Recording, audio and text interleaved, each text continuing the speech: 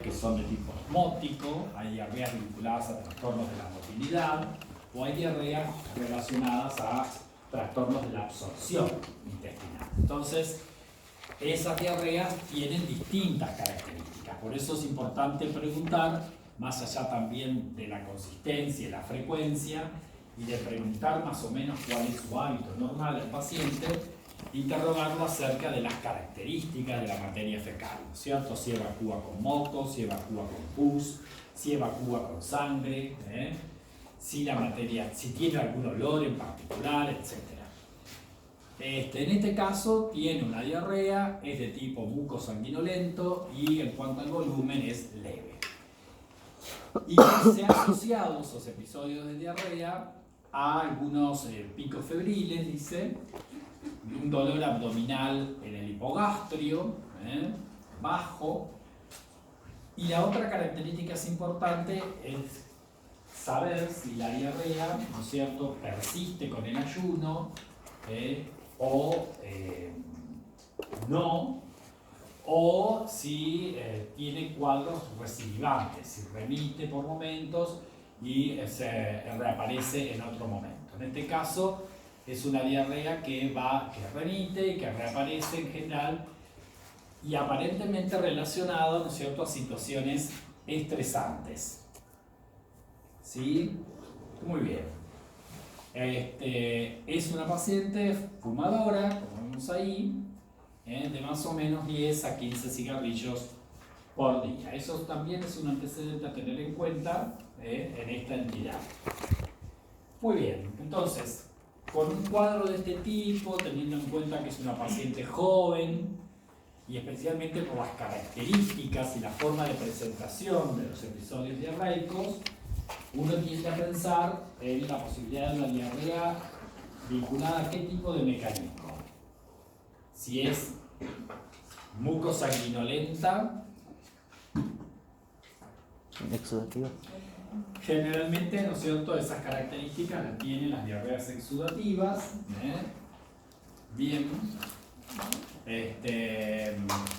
Y por la forma de presentación, ¿no es cierto?, nos obliga a descartar algunos trastornos del intestino que pueden tener diarreas de esta característica, ¿no es cierto? En línea general, ¿qué trastorno les parece que uno debería descartar? Una infección. ¿Cómo? Una infección. Bueno, es importante descartar una diarrea infecciosa, es importante descartar una diarrea infecciosa. Para descartar una diarrea de índole infeccioso, ¿qué deberíamos buscar? Bacterias, parásitos en el coprocultivo.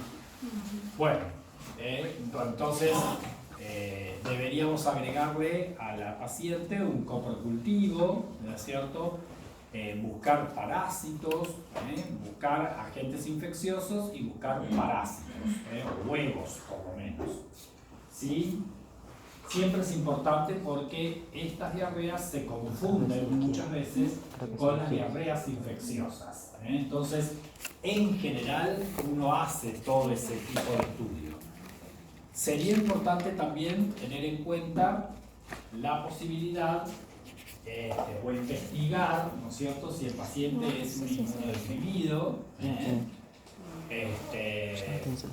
porque también a veces los pacientes inmunodeprimidos, especialmente HIV positivos, ¿no es cierto?, pueden hacer cuadros a veces de diarreas,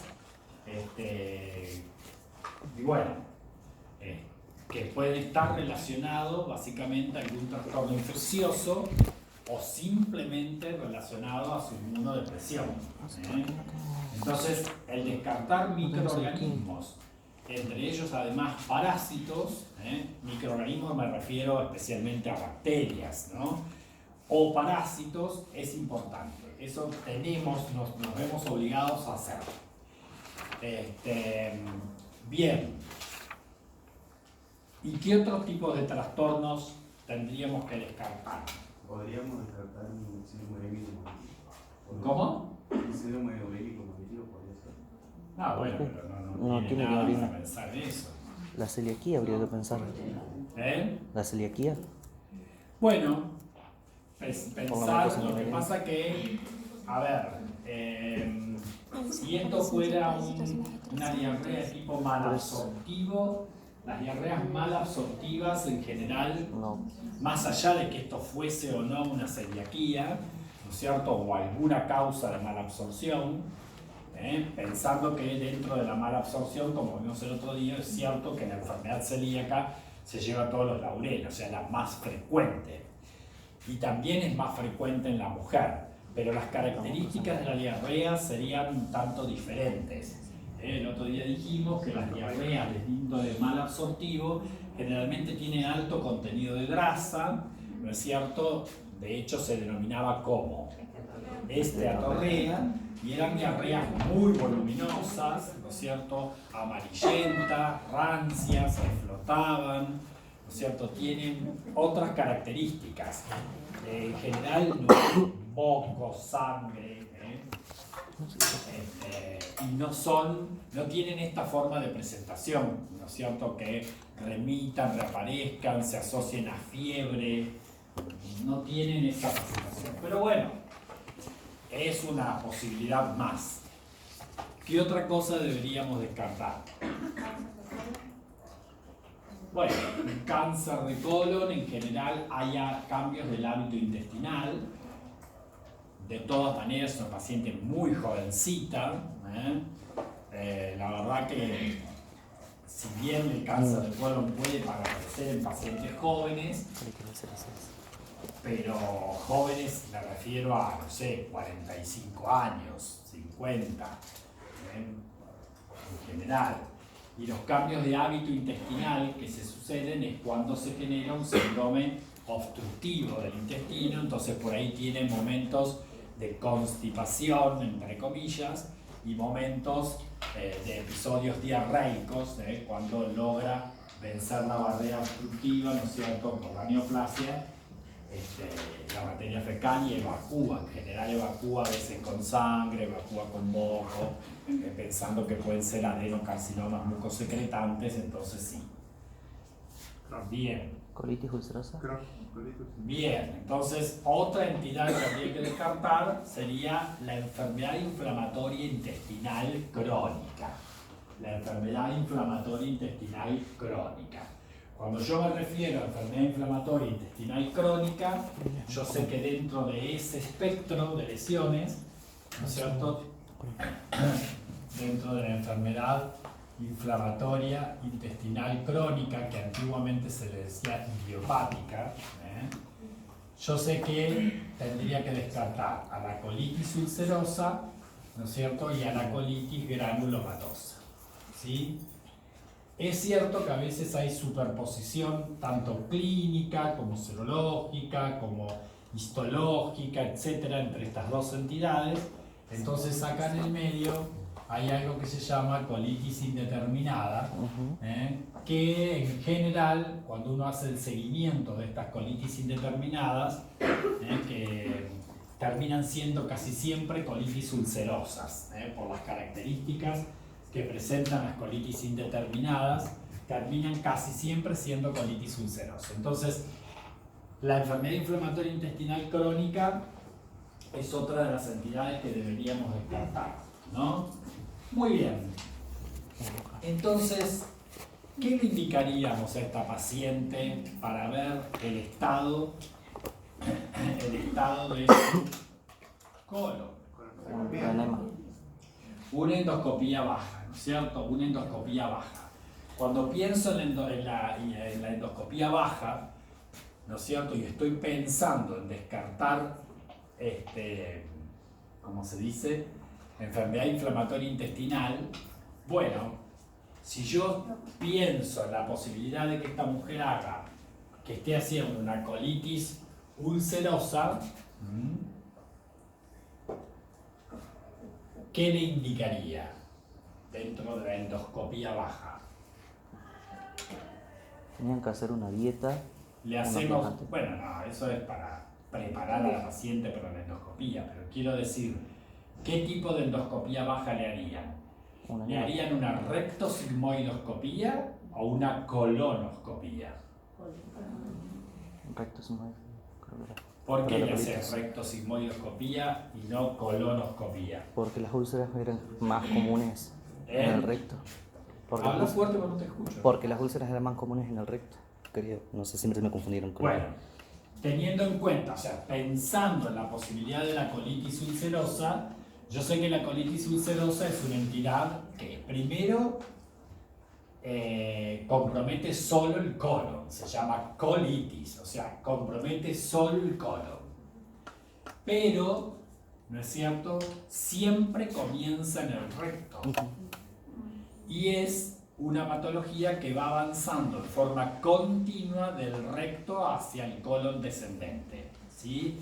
De forma continua desde el colon, desde el recto hacia el colon descendente. Entonces, si hay una afección vinculada a la colitis ulcerosa, con una rectosigmoidoscopía me basta y me sobra para ver qué pasa en ese recto y en el sigmoides.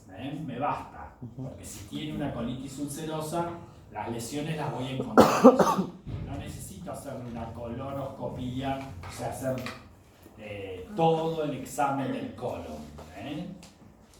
Ahora, si yo pienso que puede ser un Crohn, porque enfermedad de Crohn solo se habla de cuando uno tiene la pieza quirúrgica, ¿no es cierto? Enfermedad de Crohn con la pieza quirúrgica. De lo contrario, en la biopsia jamás vamos a hacer el diagnóstico de enfermedad de Crohn, porque la enfermedad de Crohn, ¿no es cierto?, es un trastorno que es transmural. Y esa condición de afección transmural del colon solo la voy a ver cuando yo hago un muestreo de la pieza quirúrgica. Si yo hago solo una biopsia de la mucosa, voy a estar viendo qué pasa en la mucosa colónica. Por lo tanto, estoy en condiciones de decir si eso tiene que ver con una colitis granulomatosa o no. ¿No es cierto? Pero no le voy a poder poner Crohn.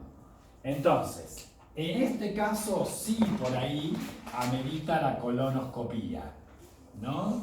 En general empieza con la rectosigmoidoscopía, pero puede ser que requiramos de una colonoscopía. ¿Por qué? Porque supónganse que yo hago rectosigmoidoscopía y no veo nada.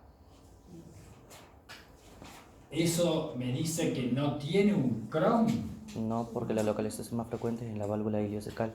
Bueno, el tema es que el Crohn hace lesiones parcheadas, saltatorias. Entonces puede ser que hasta donde yo entré no tenga lesión y las lesiones empiecen a aparecer luego. Entonces en la colitis granulomatosa por ahí amerita hacer una colonoscopía. En general, repito, uno empieza con la rectosigmoidoscopía y va viendo. Si vemos que no vemos nada, tenemos este cuadro, bueno, después veremos y terminaremos haciendo la colonoscopía, ¿sí? Muy bien. Bueno, esta paciente además, ¿no es cierto?, consulta por una proctorragia, o sea, ha eliminado sangre, se encuentra débil y presenta estos nódulos en los miembros inferiores, ¿sí? Nódulos en los miembros inferiores. Que normalmente esto se lo conoce como eritema nodoso, ¿no? Eritema nodoso. Bueno, con toda la clínica que tiene esta paciente, con más razón, ¿qué diagnóstico sugieren? Crohn. Bueno, esta es la presentación más parecida a un Crohn que otra cosa, pero solo Dios sabe en el espectro de lesiones dónde estamos parados. Entonces, por ahora, si bien es sospechoso de una colitis granulomatosa, podría tener una colitis ulcerosa tranquilamente. ¿Por qué? ¿Cómo? ¿Por qué no puedo decir exactamente qué es? ¿Y por qué todavía no se ¿O hizo por ni la qué biopsia? puede ser cualquiera de las dos entidades? Porque todavía no se hizo los estudios, biopsia ni nada. No, bueno, ya sé, pero ¿por qué hasta ahora yo no puedo aseverar esto es un Crohn, no es una colitis ulcerosa? O esto es una colitis ulcerosa, no es un Crohn. ¿Por qué no lo puedo aseverar? Porque la presentación clínica es similar en las dos. Porque ambas entidades tienen una presentación clínica similar. Ambas entidades son crónicas. Ambas entidades son más frecuentes en la mujer. Ambas entidades tienen el mismo grupo etario de afección en cuanto a edad. Ambas entidades comparten las mismas manifestaciones extraintestinales. ¿Sí? Las diferencias son estrictamente morfológicas y hasta ahí no más, porque como yo les dije, a veces hay una morfología solapada entre esta y esta, y yo no puedo decir ni estrictamente que es una colitis ulcerosa, ni estrictamente que es una colitis granulosa. Entonces a veces los informes salen como colitis crónica indeterminada, ¿sí? Cuando se solapan morfológicamente. Es cierto que hay algunos signos histológicos que son hallados más frecuentemente o frecuentemente en una entidad que en otra. Pero muchas de las histologías se comparten, muchos de los rasgos histológicos son compartidos. Entonces, una es la morfología, que las puede diferenciar relativamente, y un poco, porque también van a ver que desde el punto de vista patogénico, ¿no es cierto?, es como que comparten también una patogenia, y hasta los modelos actuales de patogenias vinculadas a esta entidad, se dice que por ahí hay cambios o diferencias de índole patogénico en las etapas tempranas de ambas entidades. Entonces, podríamos decir que las diferencias son macromicroscópicas, por lo tanto, sí o sí tendríamos que confirmarlo histológicamente, y por otro lado, desde el punto de vista patogénico hay algunas diferencias, ¿sí? No obstante así,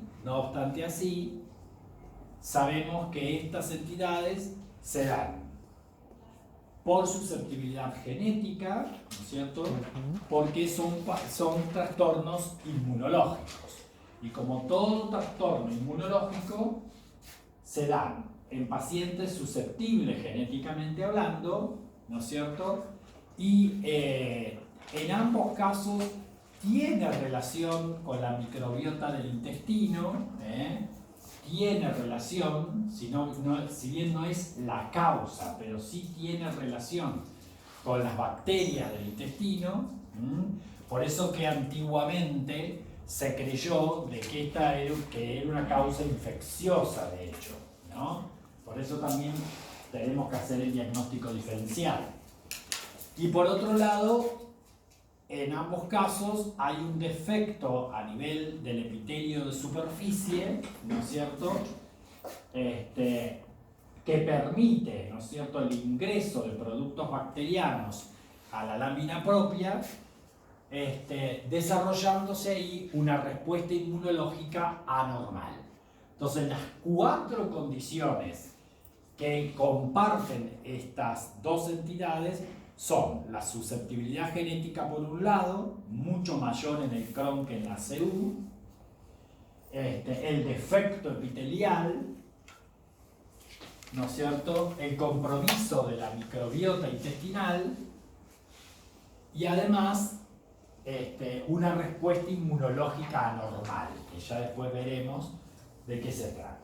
Pero esos cuatro hechos, ¿no es cierto?, explican un poco la patogenia, por lo menos hasta ahora, porque esto está un poco reviéndose también, ¿no? No está totalmente discutido. Profe, el tratamiento de ambas es similar. El tratamiento de ambas sí es similar. Ah, porque si le pifiaba a una, de última, si es el tratamiento. Sí, lo que pasa es que la respuesta al tratamiento difiere. La respuesta al tratamiento, en general, estos pacientes se los trata con esteroides y con inmunosupresores, ¿sí? Pero la respuesta al tratamiento es distinta en una que en otra. Unos responden bien, la colitis ulcerosa en general tiene una respuesta del 75% al tratamiento y el Crohn es una respuesta mucho menor. Bien. Entonces sería otro criterio como para diferenciar las clínicas, ¿no? Sí, básicamente hay que tratar de agotar todas las posibilidades para saber exactamente si estamos frente a una forma granulomatosa o a una forma colitis ulcerosa, ¿no es cierto? Porque el manejo es parecido, pero difiere la respuesta y difieren las complicaciones y demás.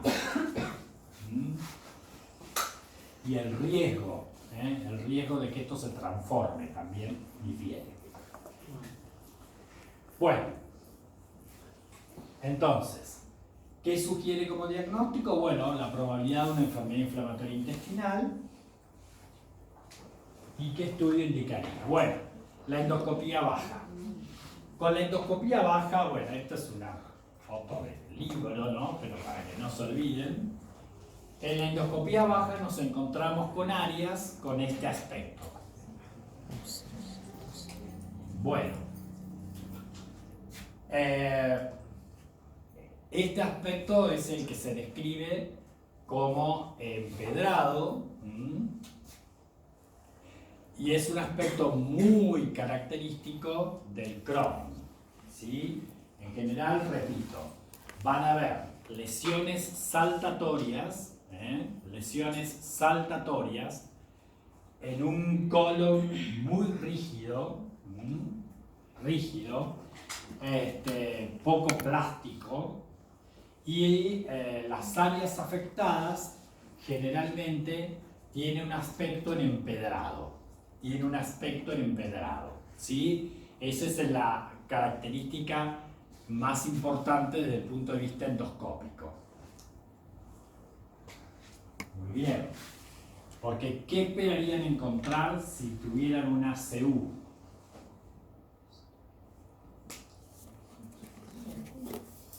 Bueno, calculo que después habrá alguna imagen para mostrar la comparación. Bueno, entonces, esta imagen endoscópica es altamente sugestiva de Crohn, altamente sugestiva. No obstante así, igual uno debe hacer la confirmación histológica, ¿no es cierto? Bueno, y ahí se hacen múltiples biopsias, ¿no? Y vamos a empezar a ver una sucesión de signos histológicos. Profe, o sea que cuando le haces la colonoscopia ahí tomas las muestras. Claro, cuando vos ya ves ese aspecto, ¿no? Empezás a hacer tomas a distintos niveles, ¿no es cierto? Y bueno, y ahí vamos a ver qué pasa, ¿sí? Por ejemplo, uno de los signos característicos que tienen estas enfermedades, cuando me refiero a enfermedad me refiero a esto, a la enfermedad inflamatoria intestinal, es esto. Primero uno tiene que tiene que asegurar el diagnóstico de colitis. Para yo decir que el paciente tiene colitis, ¿qué debo ver? Neutrófilos en la mucosa. Ustedes saben que itis implica inflamación, ¿no es cierto? Muy bien.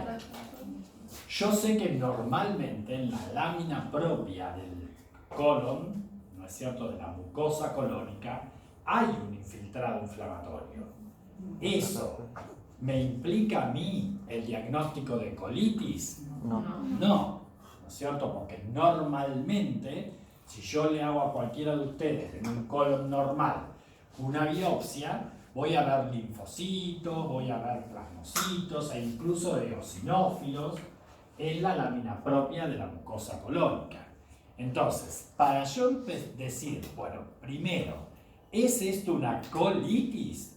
Tengo que ver básicamente, ¿no es cierto?, un infiltrado inflamatorio denso, un infiltrado inflamatorio denso periclíptico, alrededor de la cripta principalmente,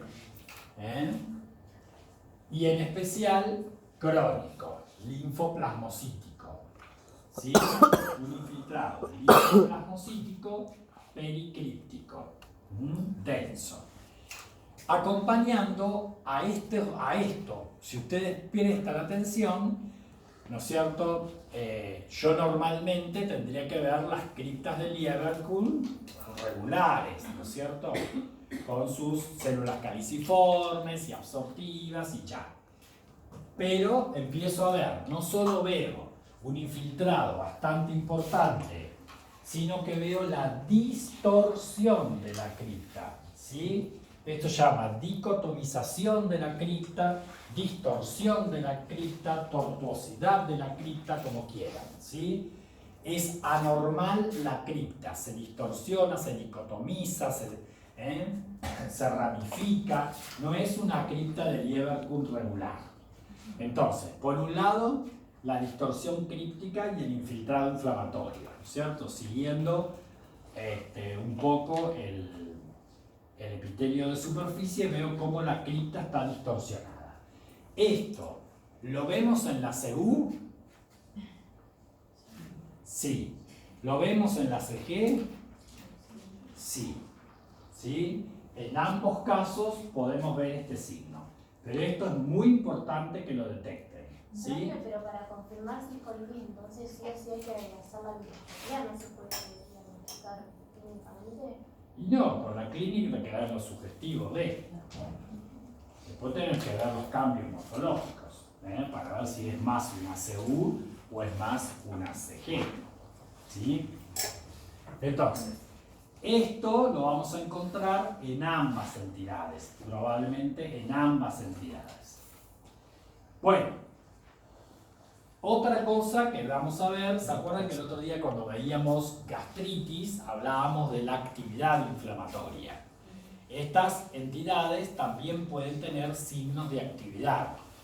¿Cómo se manifiesta ese signo de actividad? Básicamente, ¿no es cierto?, teniendo en cuenta las criptas, que acá están cortadas de través, ¿no es cierto?, vemos un infiltrado, una exocitosis neutrofílica, una exocitosis neutrofílica, criptitis, ¿sí?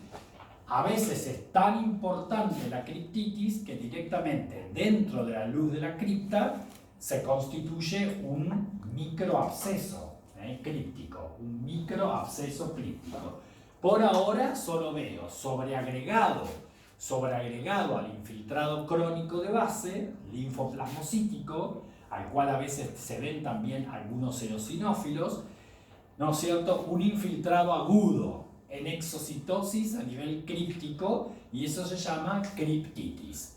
La criptitis puede aparecer en ambas entidades, ¿sí? En general, a veces es más activa la CU que la CG, pero en ambas entidades puede haber criptitis. Hasta que aparece esto, ¿ven? Que ahí se ve claramente. Fíjense primero, la densidad del infiltrado inflamatorio. La densidad del infiltrado inflamatorio. El acúmulo de fibrina y neutrófilos dentro de las criptas. Microabscesos crípticos. El microabsceso críptico aparece mucho más en la CU, pero también aparece en la CG. Entonces no me ayuda el diagnóstico diferencial. No me ayuda el diagnóstico diferencial. ¿A qué otra cosa les llama la atención? Tenemos un denso infiltrado crónico en la lámina propia, tenemos microabscesos crípticos, acá por lo menos 3 microabscesos crípticos, ¿Y qué le llama la atención en las criptas, en el componente glandular? ¿Qué le llama la atención? ¿Qué se está perdiendo ahí? Muy bien, ¿no es cierto? Hay disminución de la caliciforme. Disminución de la caliciforme. ¿Sí? Bueno, eso es mucho más, aparece mucho más en el Crohn que la colitis ulcerosa. ¿Sí? Bien. Fíjense la densidad, eso no son los linfoplasmocitos de la lámina propia normal. La densidad del infiltrado con microabscesos crípticos. Bueno, podemos encontrarnos con esto también, ¿no es cierto? Con los llamados pseudopólipos. Fíjense que acá, de este lado, ¿no es cierto? Yo tengo mucosa y acá falta la mucosa. Acá está ulcerado. Y al lado de la úlcera hay una protrusión acá, recubierta acá por mucosa, y esta protrusión, básicamente, si nos acercáramos con el microscopio, a mayor aumento está constituida básicamente por tejido de granulación. ¿Sí? Por tejido de granulación. Esto es lo que se conoce como pseudopólipos. ¿Los pseudopólipos pueden aparecer en la colitis ulcerosa? Sí. ¿Son frecuentes en el Crohn? Sí. O sea que también aparecen en ambas entidades. ¿Sí? Si bien son más característicos de la CU, son frecuentes encontrarlos en el Crohn. Entonces tampoco me ayuda para hacer el diagnóstico diferencial. ¿Por qué es un pseudopólipo? Porque es una sobreelevación, ¿no es cierto?, de la mucosa sin un eje conectivo vascular. O sea, es una sobreelevación vinculada a tejido de granulación entre una ulcerita y otra ulcerita. Ahí en el campo, en la foto, se ve una úlcera de un lado nada más. Seguramente del otro lado hay otra ulcerita. ¿Sí? Pseudopólipos. Ahí vemos ulceración. ¿Sí? Si ustedes ven el epitelio de superficie, acá hay una solución. Acá vemos el epitelio de superficie, acá está la cripta, y acá vemos una solución de continuidad, y acá sigue el epitelio de superficie. O sea que acá hay una ulceración. Una ulceración con el infiltrado inflamatorio de base. Estas son las llamadas úlceras aftoides. ¿Sí? Bueno, las úlceras, cuando son superficiales, ¿no es cierto?, y serpiginosas, básicamente son úlceras vinculadas a la CU. Las úlceras profundas o aftoides son más, ¿cómo se dice?, úlceras vinculadas a la CG, ¿sí? Pero en ambos casos aparece ulceración de la mucosa, ¿sí? Úlceras más superficiales en la CU, úlceras profundas en la CG, ¿sí? Muy bien.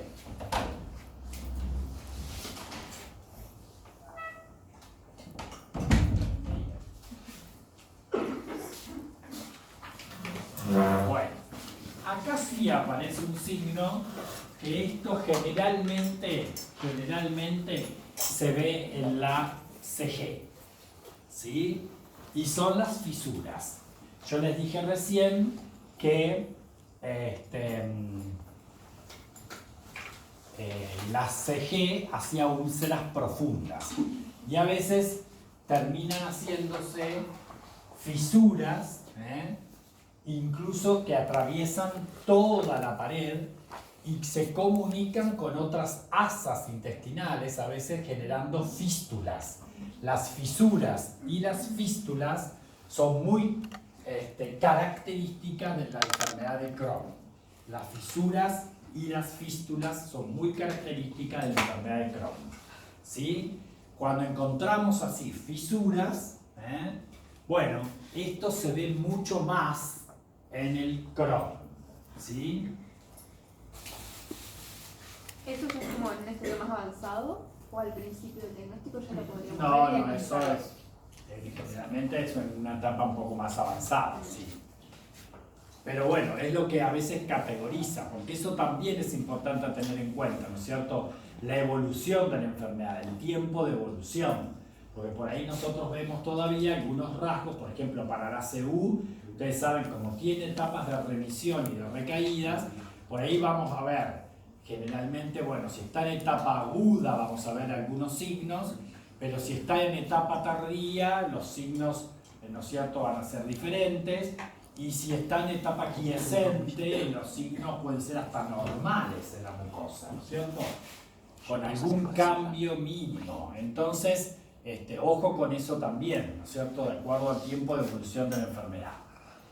Profe, Sí. las fístulas es cuando se conectan dos órganos con cavidades. No, claro, es una comunicación, un trayecto rodeado de una pared inflamatoria que no tiene un epitelio de revestimiento, es un trayecto con inflamación e inflamación en los márgenes y que comunica un órgano con otro órgano o un órgano con la piel. Hay fístulas que son, qué sé yo, por ahí que relacionan el colon con la piel. O el colon con un asa intestinal, o un colon con otro órgano. Por ejemplo, con la vejiga, bien. Ojo con el colon, con el Crohn, porque el Crohn, así como la colitis ulcerosa, afecta pura y exclusivamente el colon, la colitis granulomatosa, o llamada colitis granulomatosa, o enfermedad de Crohn, puede afectar desde la boca hasta el ano. O sea, puede afectar en forma parcial todo el tubo digestivo. Y es la única enfermedad inflamatoria que se dice, entre comillas, que da metástasis. En realidad no es una verdadera metástasis, pero sí es una manifestación de la enfermedad en la piel. ¿Sí? Podemos encontrar signos de una dermatitis granulomatosa en la piel. ¿Sí? Entonces, sí. ¿Y eso ha sido un orden, profe? ¿Cómo? ¿Eso ha sido un orden? No, eso puede aparecer en algún momento, ¿cierto? A veces los pacientes por ahí nos consultan por lesiones cutáneas, uno hace una biopsia y se encuentra con un proceso inflamatorio granulomatoso. Bueno, por supuesto que ahí hay que jugar a hacer diagnósticos diferenciales, ¿no es cierto? Porque un proceso granulomatoso en la piel, lo primero que yo tengo que pensar es en tuberculosis. Si eso no es una tuberculosis, pensando en piel, puede ser que otra cosa. Una lepra. Lo que pasa es que la lepra tiene otra forma de presentación, esos granulomas, ¿no? Si no, una sarcoidosis. Ojo con la sarcoidosis. Si no, una micosis.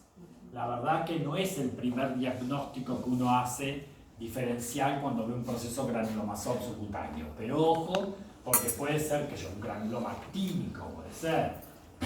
Pero la enfermedad de Crohn también se puede manifestar en la piel. ¿Eso ¿sí? de la enfermedad de Crohn metastásica sería lo del eritema nodoso que decíamos antes? No, el eritema nodoso es una manifestación extraintestinal que se aparece, ¿no?, junto a veces con colangitis esclerosante primaria, con pericolangitis, con uveitis, con sacroileitis, con otras manifestaciones extraintestinales. Tanto la CU como la CG tienen las mismas manifestaciones extraintestinales. ¿Sí? Entonces a veces el paciente nos consulta a nosotros por una manifestación extraintestinal y terminamos relacionando esa manifestación extraintestinal con una enfermedad inflamatoria intestinal. ¿Sí? ¿Se entiende? Porque ambas entidades comparten manifestaciones extraintestinales, a nivel cutáneo, a nivel biliar, a nivel articular, óseo, etc. ¿Sí? Entonces, ojo con eso. El eritema nodoso es una forma de presentación extraintestinal de,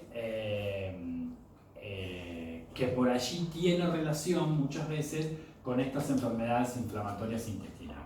Entonces, la fisura, esta nos tiene que hacer un clic de atención ahí, ¿no? Porque este hallazgo histológico es bastante característico del Crohn, ¿eh? No es común en la colitis ulcerosa. Bien. Y bueno, si tenemos suerte, y a propósito yo acá puse, yo creo que 1 o 2 veces tuve la suerte de ver este signo en una biopsia. Generalmente nosotros después los vemos cuando tenemos la pieza quirúrgica en el múltimo-estreo de la pieza quirúrgica. Porque este signo aparece en el 50% de los casos y como encima es parcheado, por ahí hay tacos y tacos y tacos que no lo vemos, ¿eh? Entonces hasta que lo encontramos, ¿eh? Pero eso sería lo ideal. Yo creo que 1 o 2 veces solamente tuve la suerte de verlo en la biopsia, ¿eh? Que eso es too much, porque tener la suerte de sacar 1 milímetro de tejido y ver justo lo que necesito ver, ¿eh? ¿Qué es esto? ¿Esto qué es? Es un granuloma, que justamente caracteriza la colitis granulomatosa.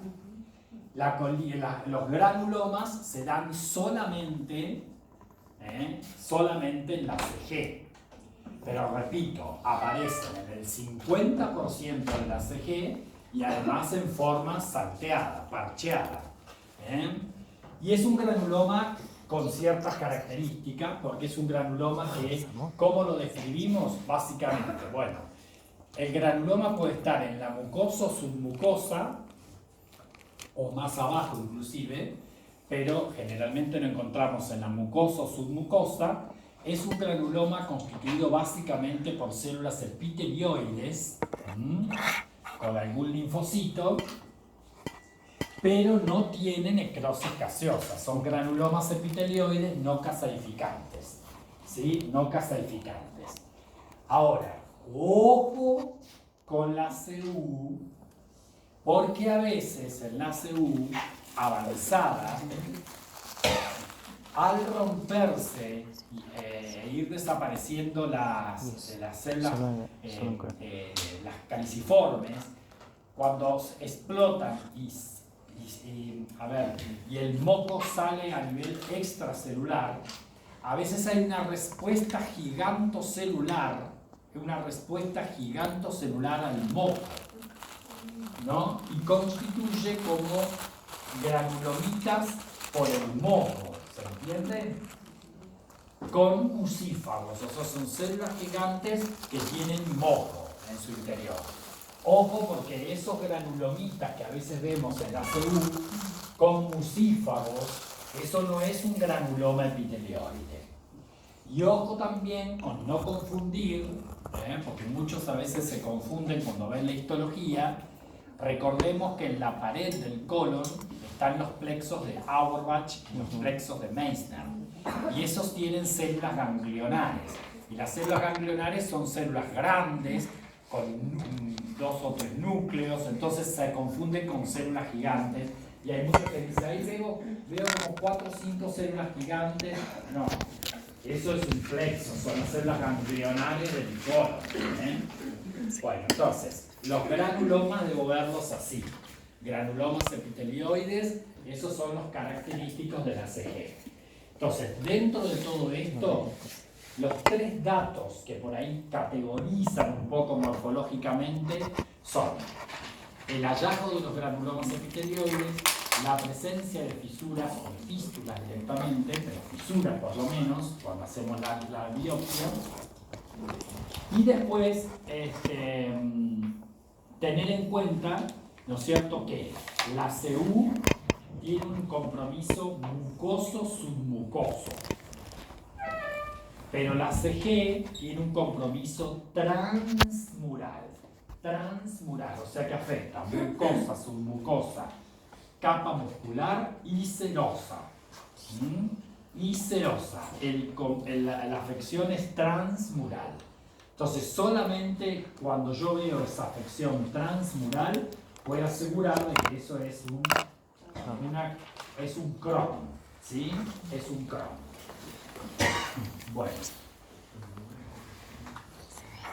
Bueno, en este caso, acá tenemos una pieza quirúrgica, ¿ven? Y si ustedes ven, acá vemos, está abierta la pieza quirúrgica, y vemos como la mucosa tiene los pliegues normales por acá, y acá tiene todo un área que se nota que está rígida con el tiempo, que tiende a hacer estenosis del colon. La afección es transmural. Si uno toca esta pieza es difícil de manipular, es como un caño de plástico, ¿no? Es una cosa dura, difícil de manipular el Crohn, duro, porque la afección es transmural. La colitis ulcerosa es más blandita, uno maneja el colon, es más blando, ¿sí? Y bueno, cuando la abrimos, fíjense ese aspecto empedrado característico que tiene la mucosa, con las lesiones saltatorias, áreas afectadas, áreas no afectadas. Eso es característico de la enfermedad de Crohn. Acá se ve un poco mejor, lo mismo, ven el empedrado ese, ven la rigidez, ven ese wrapping que se llama, que es como el atrapamiento por la fibrosis de la grasa. La grasa está como atrapada en la fibrosis que ocupa el componente transmural de la pared, y esto se llama wrapping, y el empedrado de la mucosa, con rigidez. Tendencia entonces a la estenosis del colon, que esa es una de las complicaciones a temer. La fistulización es otra de las complicaciones a temer, ¿no es cierto? O las fisuras directamente. Y ojo que si bien es parcheada, generalmente el ano está afectado. En el Crohn muchas veces los pacientes debutan, ¿no es cierto?, con fisuras o con fístulas anales. Fístulas o fisuras anales. Las fístulas o fisuras pueden estar también más arriba, por supuesto. Pero la colitis ulcerosa en general respeta el ano. Lo que no respeta es el recto. Empieza en el recto sin afección anal. La afección del ano es muy del Crohn. También tengamos en cuenta que puede verse afectado, ¿no es cierto?, el tercio distal del ilion, con una ileitis regional que se llama, ¿no es cierto? Y esa afección del ilion, bueno, puede traer como consecuencia una mala absorción de vitamina B12, con anemia de tipo megaloblástico, ¿sí? Ojo que el Crohn puede, como dijimos, afectar de la boca hasta el ano. Puede haber afección del duodeno. Y si está afectado el duodeno en el Crohn, eso puede ser causa de mala absorción también por una obstrucción del drenaje linfático. Ese sería el mecanismo de la mala absorción, pero trae como consecuencia. Entonces el paciente por ahí, ¿no es cierto?, debuta con un síndrome de mala absorción. Y cuando uno estudia la mucosa duodenal a través de la endoscopía alta y biopsias del duodeno en cuadrantes, resulta que vemos lesiones vinculadas al Crohn, como vimos el otro día en el teórico. ¿Sí? Bien. Bueno, acá vemos de lo que les decía, el compromiso del ilion.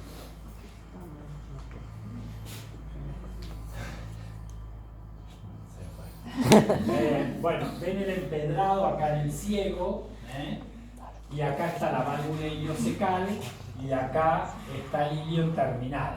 Acá el ilion terminal no tiene nada, pero ven el empedradito acá y la distorsión y la rigidez, el tubo de cañería que se llama esto, del ilion terminal, con la ileitis regional, ¿sí? Bueno, La CU puede hacer compromiso del ilion, pero eso se llama ileitis por reflujo, ¿sí? Y no tiene este aspecto, obviamente, ¿no? No tiene este aspecto. Ojo con la base del apéndice. Ahí estamos en el ciego y del otro lado saldría el apéndice. El apéndice secal puede comprometerse también en el caso de la CG.